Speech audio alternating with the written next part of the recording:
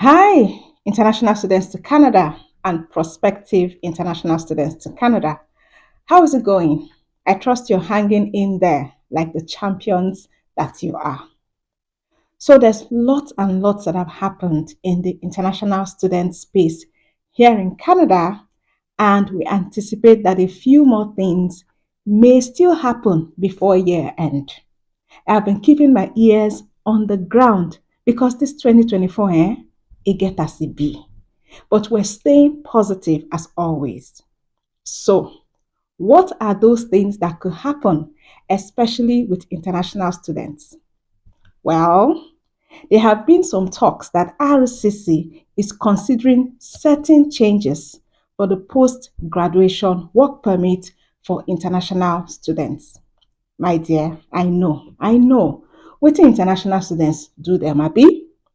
It seems that Canada is planning to make it harder for international students to get permanent residency after studying in Canada. And this is really sad, considering how much international students contribute to Canada, not just in the tuition that they pay, but also in the fact that they are working in Canada and paying their taxes. I think that international students are one of those people that should be given a priority listing in Canada when it comes to permanent residency. But what do I know?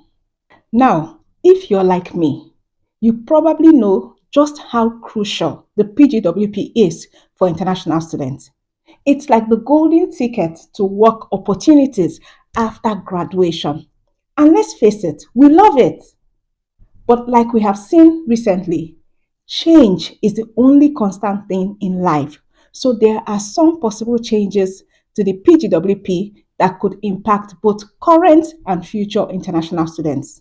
So it's definitely something worth talking about. Now, IRCC recently distributed a survey to colleges and universities, and this survey offers insight into what the coming changes may include. Now, keep in mind though that this is not official yet, so don't go betting your farm on it just yet.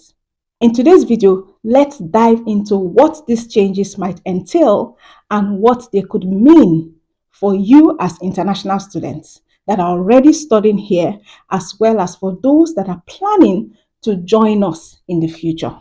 The first thing the RCC is thinking of doing is making changes with the intention of aligning international students with the actual labor market needs of Canadian employers. It definitely makes sense, shall they want to focus on giving PGWP to study programs that offer the best chances for employment post graduation. Plus, it seems like they are trying to trim down the overall number of PGWP holders in Canada. Canada has very, very ambitious immigration plans for 2024 to 2026. So really, it beats my imagination why they would want to cut down on PGWP numbers. I've been thinking about it, and I can't seem to get the rationale for this. If you have any ideas, maybe I'm not thinking well because I'm so kind of pissed off. If you have any ideas, please leave them in the comments. Let's see what you guys are thinking. The good part about this is that by focusing on high demand fields like technology, healthcare, trades, and STEM, these changes could open up even more opportunities for people who study these programs. For those people, it's a win-win situation for Canada and also for them.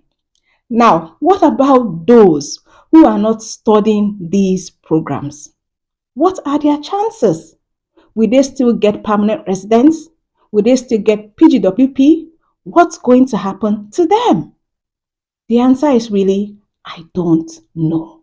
But I'm going to welcome what you guys are thinking. So if you have your own thoughts, please put them in the comments below. Another likely change is that they are thinking of adding a job offer as part of the requirements to get PGWP if you want to get PGWP of more than 1 year. Now, this is not funny. You know why? Because someone needs to get PGWP for employers to give you job offers, that's full-time job offers. We all know that employers in Canada are not open to giving full-time job offers to students because their work permit is capped at 24 hours a week. Now we are putting the chicken before the egg or the egg before the chicken. I don't know. It's an egg on chicken situation because how does an international student who just graduated get a job offer before you allow them to apply for PGWP? As from where I'm sitting down, it seems odd to me. Wouldn't you rather give them the PGWP first and let them get the work permit? Or are you going to force employers to actually hire the students before they get the proper work permit to work in Canada? Guys, think about it. What do you think about this one? Let me know in the comments below. I also read that they are thinking of adding language tests as part of the requirements to get a PGWP. Sometimes I really wonder because think about it. You are saying that they should get language tests done before giving them a PGWP. And we all know that for some reason, these language tests have a validity of 2 years. Sometimes I wonder why 2 years? Is it that after 2 years, somebody who passed the English test does not understand English anymore? Is it that their English language faculties will be reduced after 2 years? Why do you need them to do the exams again after 2 years?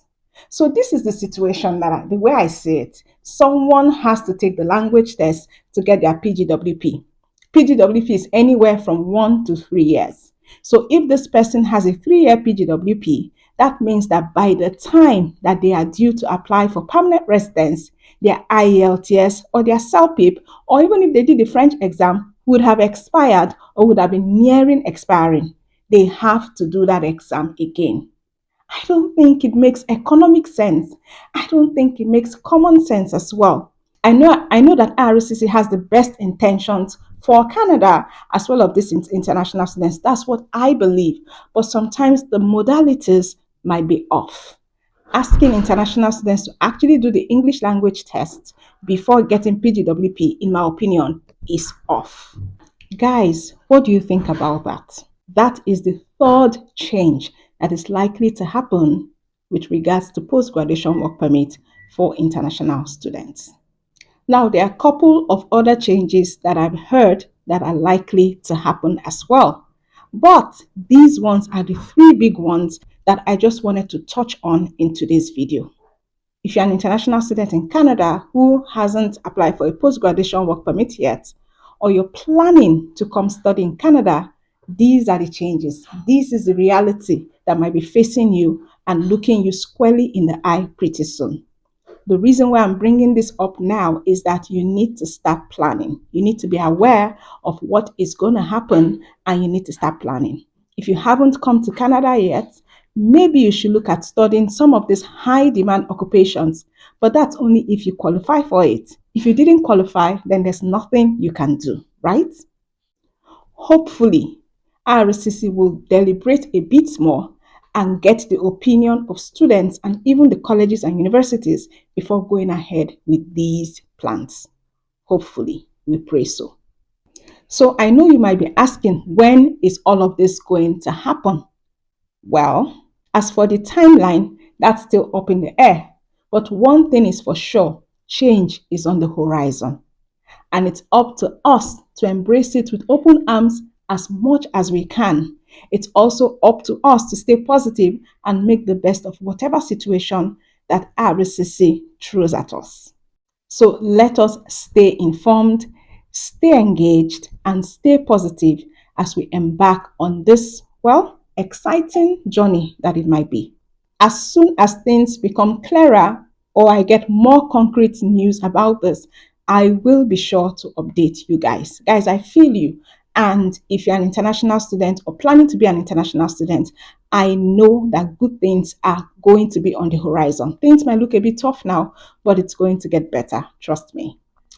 So until next time, stay awesome and keep chasing those dreams of yours. And please, stay positive as well. However, before you run away from this video, be sure to leave your comments in the comment box below, and also be sure to like this video and subscribe to the channel if you haven't already done so. And also, if you would like to see a video about some of the recent changes that have happened with the International Student Program in Canada, go ahead and check out this video here where I talked about some of the recent changes that have happened. Guys, remember, stay positive, and I'll see you in the next one. Bye.